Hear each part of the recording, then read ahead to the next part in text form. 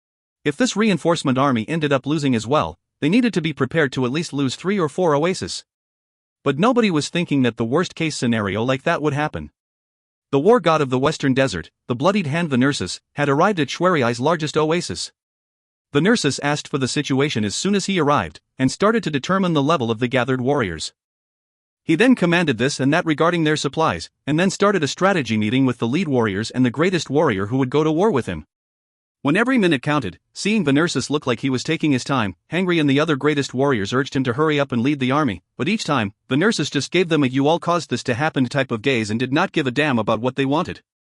This made them extremely angry, but they could not go against Venursus's will at this point. What can they do when they needed to rely on him?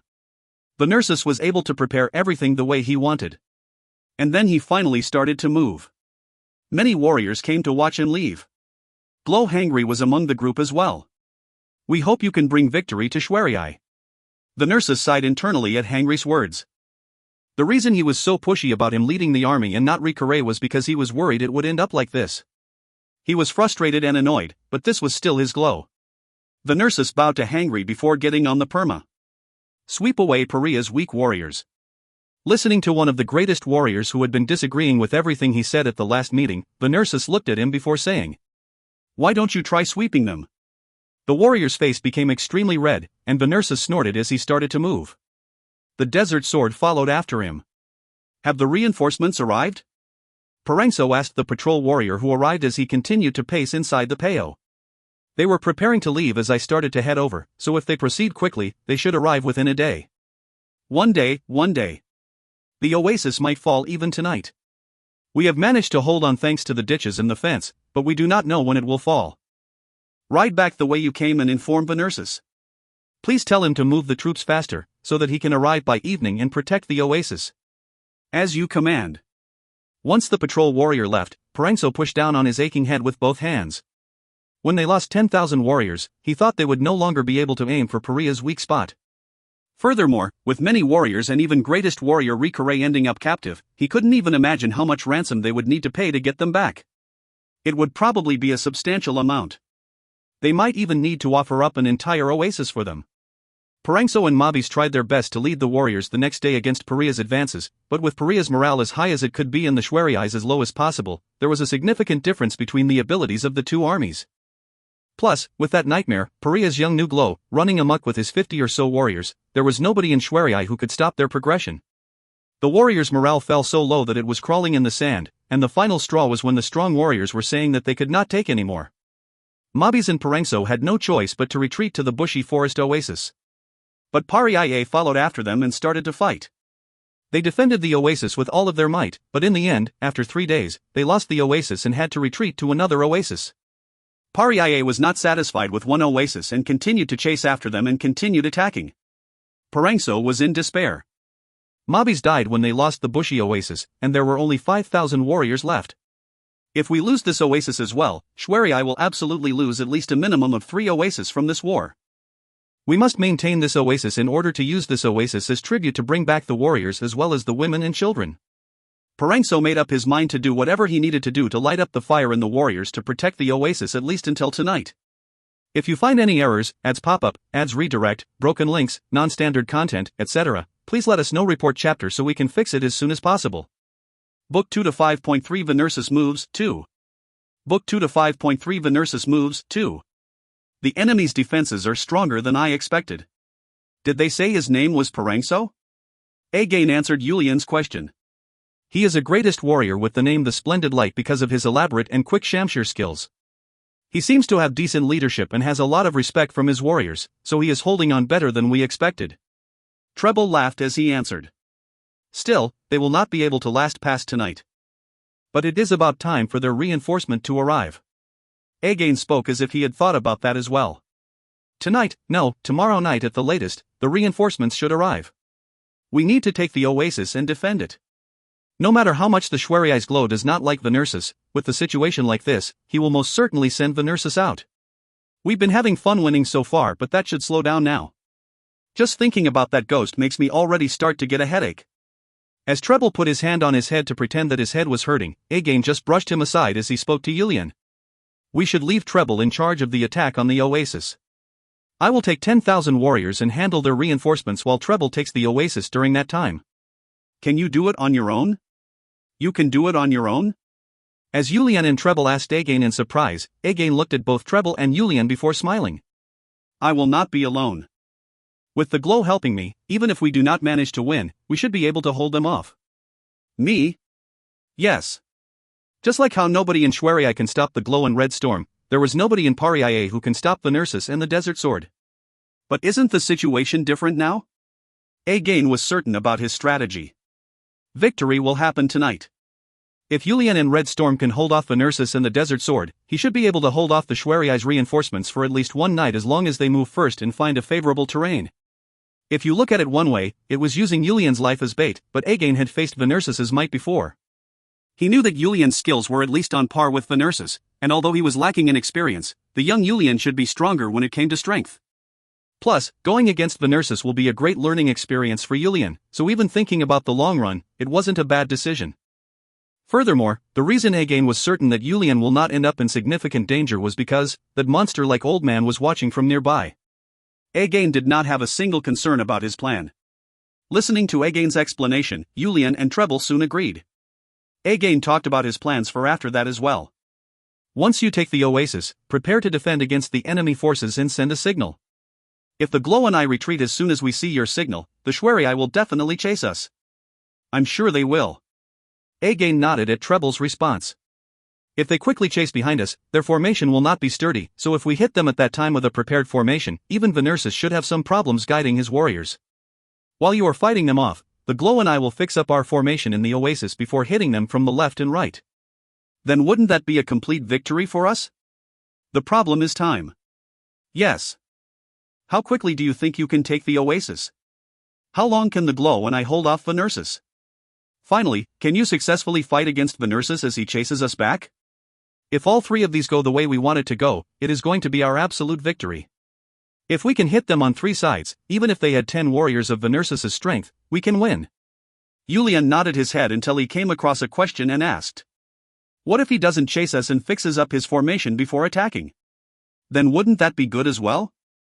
If we retreat and meet up with Treble's troops, our numbers will be much greater than the enemy's. Honestly speaking, because we have been going against Venersis for so long, the greatest warriors of Pariae are confident in our ability to defend. What if he passes through this oasis and hits the bushy oasis we took, At Yulian's question, Again and Treble looked at each other, before deciding that they really needed to teach Yulian more about the ways of war. Yulian's question was similar to the type of questions regular warriors would ask. Then all we will have to do is cut off his escape route and supply line. No matter how strong you are, without supplies, the army will not survive. Treble added on to Again's answer. Plus, while we cut off the back, if the large oasis sends more warriors and we attack from the front and back, Venersis will have no option but to fall to us. Yulian made a noise as if to say he finally understood. Ah. My thoughts were short. I learned that in war, you cannot focus only on the fighting, but I must have forgotten about it for a moment. Reading about it in books and actually experiencing it for yourself are very different. In order to be good at war, you need to experience it with your own body and slowly increase your knowledge. There is no reason for Glow to be impatient. Once this war is over, we will slowly teach you everything one by one through mock battles. I ask for your guidance. Of course. Now that we have finished our strategy meeting, we will now go discuss the minor details with our lead warriors. We hope that the Glow will cover everything you need to cover with the Red Storm regarding how to fight against Venersis and his Desert Sword. I understand.